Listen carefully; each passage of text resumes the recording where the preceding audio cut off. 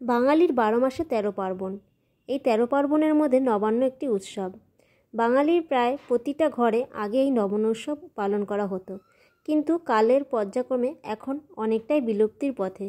তবে এখনও কিছু কিছু বাড়িতে এই নবান্ন উৎসব পালন করা হয়। চলুন তবে দেখে নিই আমি এই নবান্ন কিভাবে বানাই। নবান্ন কিন্তু আমার শ্বশুর বাড়িতে হয় না, আমি ছোটোবেলা থেকে আমার বাবার বাড়িতে নবান্ন দেখে এসেছি। তবে এখানে দেখো আমি 1 কাপ গোবিন্দভোগ চাল নিয়ে নিয়েছি। এই নতুন চালে কিন্তু নবান্ন কিন্তু খুব ভালো হয়। গোবিন্দভোগ চালটা নতুন চাল হলে খেতে বেশি টেস্ট হয় আর গন্ধটাও খুব ভালো আসে।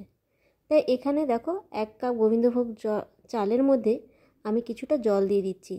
চালটা 2 থেকে 3 বার করে ভালোভাবে ধুয়ে নেব। যতক্ষণ না পরিষ্কার জল বেরোচ্ছে ততক্ষণ চালটা আমি ভালো করে ধুয়ে নেব। তারপরে কিছুটা জল চালের মধ্যে দিয়ে চালটা কিছুক্ষণের জন্য ভিজিয়ে রাখব।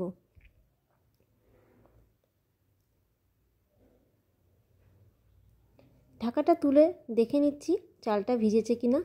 দেখো চালটা কিন্তু দ্বিগুণ হয়ে গেছে। যেহেতু খুব নরম চাল, বেশিক্ষণ না ভেজালেও চলবে। এবার জলটা ঝরিয়ে নেব।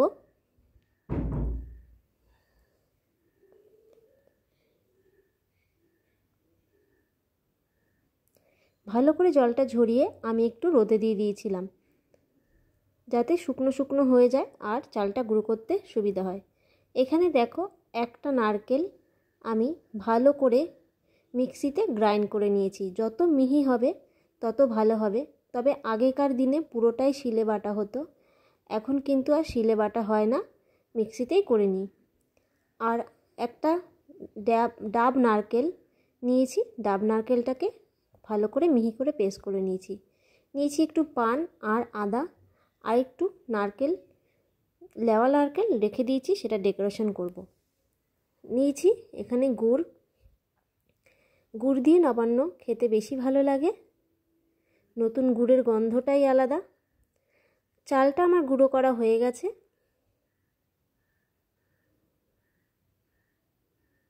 একদম মিহি গুঁড়ো হয়েছে।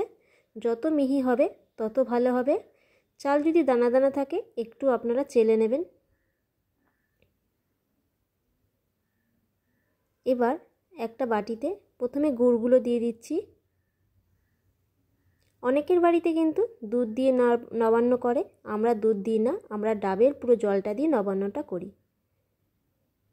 এক একজনের বাড়িতে এক এক রকম নিয়ম। আমাদের বাড়িতে যেরকমভাবে হয় আমি সেভাবে করার চেষ্টা করছি।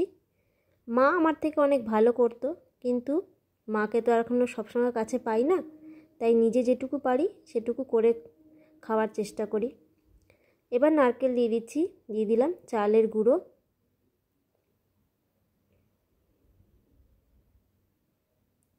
আমি বেশ পছন্দ করি এই নবান্নটা।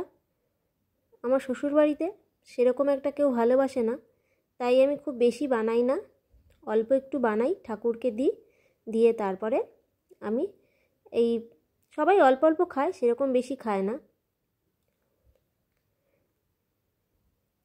নারকেল, ডাব নারকেল, চালের গুঁড়ো, নারকেল আর ডাবের জল দিয়ে ভালো করে এটা গুলে নিচ্ছি।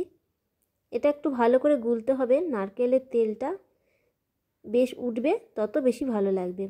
এবার একটু আদা আর একটু পান, এই পানটা দিলে কিন্তু নবান্নটা খেতেও ভালো লাগে আর আদাটাও দিলে বেশ ভালো লাগে, গন্ধটা ভালোবাসে। পান দেওয়ার আর একটা কারণ হচ্ছে আগেকার দিনে তো ফ্রিজ ছিল না, তাই অনেকক্ষণ রাখার জন্য এটা যাতে ভালো থাকে এবং মানুষের গ্যাস অম্বলটা না হয়, তার জন্য এই পানটা ব্যবহার করত। তারপরে দেখো আমি একটু গুড় আর যে নারকেলের তেলটা উঠেছিল মিক্সিতে গ্রাইন্ড করার পরে সেই তেলটাকে আরেকটু ভালো করে বেটে নিচ্ছি। গুড়টাকে আমি একটু নোড়ায় একটু বেটে নেব, তাতে দানা দানাটা থাকবে না।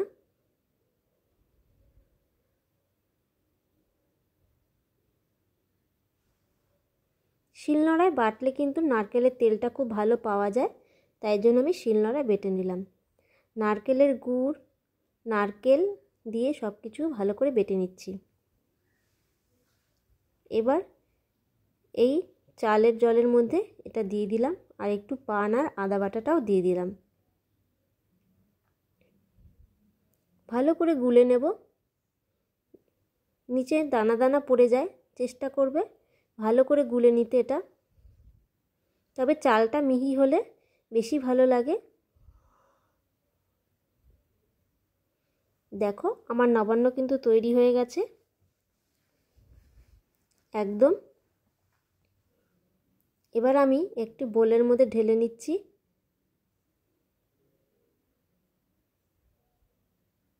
কিছু কুচো ফল দিয়ে আমি ডেকোরেশন করে নেব।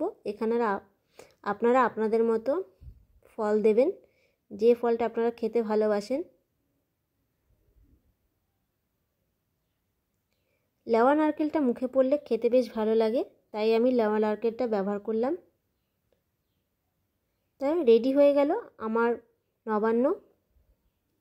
বন্ধুরা, তোমাদের কার কীরকম নিয়ম জানিও। এইভাবে আমাদের বাপের বাড়িতে নবান্ন উৎসব হয়। আর এই নবান্ন কিন্তু মুড়ি আর খই দিয়ে খেতে ভীষণ ভালো লাগে। তোমরা কে কী দিয়ে খাও আমাকে কিন্তু কমেন্ট বক্সে জানিও। এতক্ষণ ভিডিওটা দেখার জন্য অসংখ্য ধন্যবাদ। খুব শিগগিরই তোমাদের সাথে আবারও দেখা হবে নতুন কোনো ভিডিও নিয়ে। আর যদি আমার চ্যানেলটা ভালো লাগে বা আমার রেসিপিটা ভালো লাগে, প্লিজ আমাকে সাবস্ক্রাইব করে আমার পাশে থাকবেন। আর পরবর্তী ভিডিও দেখার আমন্ত্রণ নিয়ে আজ তবে আসি। অসংখ্য ধন্যবাদ বন্ধুদের।